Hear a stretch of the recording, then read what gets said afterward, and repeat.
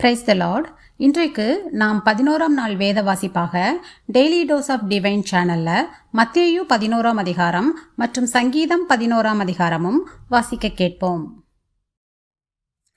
கர்த்தாவே, உம்முடைய வேதத்திலுள்ள அதிசயங்களை பார்க்கும்படிக்கு எங்கள் இருதயத்தின் கண்களை திறந்தருளும் சுவாமி. ஆமேன். மத்தேயு 11ஆம் அதிகாரம். இயேசு தம்முடைய 12 சீஷர்களுக்கும் கட்டளை கொடுத்து முடித்த பின்பு அவர்களுடைய பட்டணங்களில் உபதேசிக்கவும் பிரசங்கிக்கவும் அவ்விடம் விட்டு போனார். அத்தருணத்தில் காவலில் இருந்த யோவான் கிறிஸ்துவின் கிரியைகளை குறித்து கேள்விப்பட்டு தன் சீஷரில் 2 பேரை அழைத்து, வருகிறவர் நீர்தானா அல்லது வேறொருவர் வர காத்திருக்க வேண்டுமா என்று அவரிடத்தில் கேட்கும்படி அனுப்பினான். இயேசு அவர்களுக்கு பிரதியுத்தரமாக, நீங்கள் கேட்கிறதையும் காண்கிறதையும் யோவானிடத்தில் போய் அறிவியுங்கள். குருடர் பார்வையடைகிறார்கள், சப்பானிகள் நடக்கிறார்கள், குஷ்டரோகிகள் சுத்தமாகிறார்கள், செவிடர் கேட்கிறார்கள், மரித்தோர் எழுந்திருக்கிறார்கள், தரித்திரருக்கு சுவிசேஷம் பிரசங்கிக்கப்படுகிறது. என்னிடத்தில் இடரல் அடையாதிருக்கிறவன் எவனோ அவன் பாக்கியவான் என்றார். அவர்கள் போன பின்பு இயேசு யோவானை குறித்து ஜனங்களுக்கு சொன்னது என்னவென்றால், எதை பார்க்க வனாந்திரத்திற்கு போனீர்கள்? காற்றினால் அசையும் நாணலையோ? அல்லவென்றால் எதை பார்க்க போனீர்கள்? மெல்லிய வஸ்திரம் தரித்த மனுஷனையோ? மெல்லிய வஸ்திரம் தரித்திருக்கிறவர்கள் அரசர் மாளிகைகளில் இருக்கிறார்கள். அல்லவென்றால் எதை பார்க்க போனீர்கள்? தீர்க்கதரிசியையோ? ஆம், தீர்க்கதரிசியை பார்க்கிலும் மேன்மையுள்ளவனையே என்று உங்களுக்கு சொல்லுகிறேன். அதெப்படியெனில், இதோ நான் என் தூதனை உமக்கு முன்பாக அனுப்புகிறேன், அவன் உமக்கு முன்னே போய் உமது வழியை ஆயத்தம் பண்ணுவான் என்று எழுதிய வாக்கியத்தால் குறிக்கப்பட்டவன் இவன்தான்.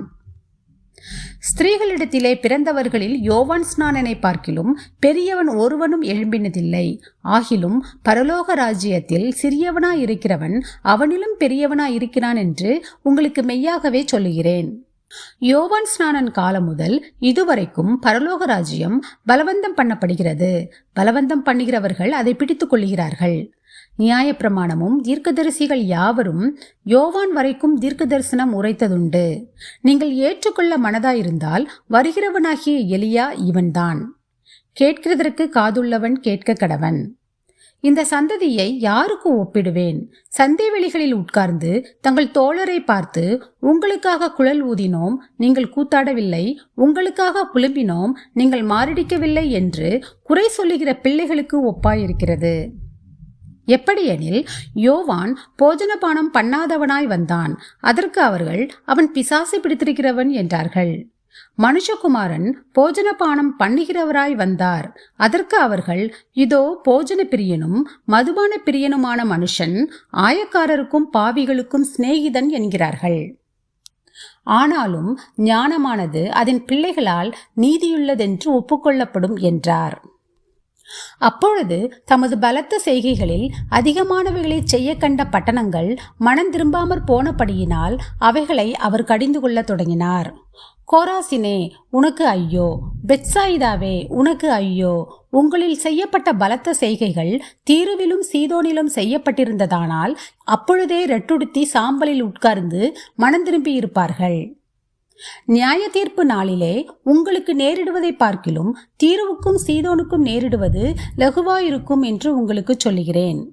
வானபரியந்தம் உயர்த்தப்பட்ட கப்பர்நகுமே, நீ பாதாள பரியந்தம் தாழ்த்தப்படுவாய். உன்னில் செய்யப்பட்ட பலத்த செய்கைகள் சோதோமிலே செய்யப்பட்டிருந்ததானால் அது இந்நாள் வரைக்கும் நிலைத்திருக்கும். நியாய தீர்ப்பு நாளிலே உனக்கு நேரிடுவதை பார்க்கிலும் சோதோம் நாட்டிற்கு நேரிடுவது லகுவாயிருக்கும் என்று உங்களுக்கு சொல்லுகிறேன் என்றார். அந்த சமயத்திலே இயேசு சொன்னது, பிதாவே, வானத்துக்கும் பூமிக்கும் ஆண்டவரே, இவைகளை ஞானிகளுக்கும் கல்விமான்களுக்கும் மறைத்து பாலகருக்கு வெளிப்படுத்தினபடியால் உம்மை ஸ்தோத்தரிக்கிறேன். ஆம் பிதாவே, இப்படி செய்வது உம்முடைய திருவுளத்துக்கு பிரியமாயிருந்தது. சகலமும் என் பிதாவினால் எனக்கு ஒப்பு கொடுக்கப்பட்டிருக்கிறது. பிதா தவிர வேறொருவனும் குமாரனை அறியான். குமாரன் எவனுக்கு அவரை வெளிப்படுத்த சித்தமாயிருக்கிறாரோ அவனும் தவிர வேறொருவனும் பிதாவை அறியான். வருத்தப்பட்டு பாரம் சுமைக்கிறவர்களே, நீங்கள் எல்லாரும் என்னிடத்தில் வாருங்கள், நான் உங்களுக்கு இளைப்பாறுதல் தருவேன். நான் சாந்தமும் மனத்தாழ்மையுமாயிருக்கிறேன். என் நுகத்தை உங்கள் மேல் ஏற்றுக்கொண்டு என்னிடத்தில் கற்றுக்கொள்ளுங்கள். அப்பொழுது உங்கள் ஆத்துமாக்களுக்கு இளைப்பாறுதல் கிடைக்கும். என் நுகம் மெதுவாயும் என் சுமை லகுவாயும் இருக்கிறது என்றார். சங்கீதம் 11ஆம் அதிகாரம். நான் கர்த்தரை நம்பியிருக்கிறேன், பின்ன ஏன் நீங்கள் என் ஆத்துமாவை நோக்கி பட்சியைப் போல உன் மலைக்கு பறந்து போ என்று சொல்லுகிறீர்கள்? இதோ துன்மார்க்கர் வில்லை வளைத்து செம்மையான இருதயத்தார் மேல் அந்தகாரத்தில் எய்யும்படி தங்கள் அம்புகளை நாணிலே தொடுக்கிறார்கள். அஸ்திபாரங்களும் நிர்மூலமாகிறதே, நீதிமான் என்ன செய்வான்?